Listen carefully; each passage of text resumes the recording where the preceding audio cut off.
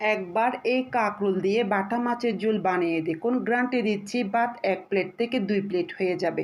চলুন শুরু করি আজকের দারুণ রেসিপি। প্রথমে আগে থেকে পরিষ্কার করে ভেজে রাখা বাটা মাছ প্রস্তুত করে রেখে কাঁকরোল লম্বা লম্বা করে কেটে নিয়েছি, সঙ্গে পাকা টমেটো আর 1 মুঠো তাজা ধনিয়া পাতা।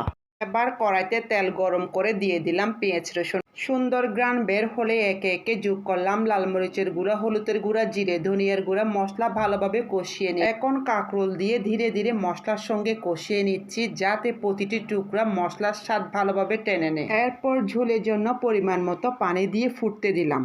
ঝোল ফুটে উঠলে আলতো করে দিয়ে দিলাম আগে থেকে ভেজে রাখা বাটা মাছ, সঙ্গে সঙ্গে যোগ করলাম পাকা টমেটো।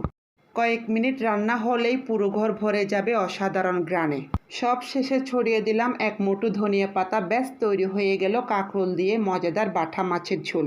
এই ঝোলের সঙ্গে গরম ভাত হলে আর কোনো কিছুরই দরকার নেই। ভিডিও ভালো লাগলে অবশ্যই লাইক, কমেন্ট,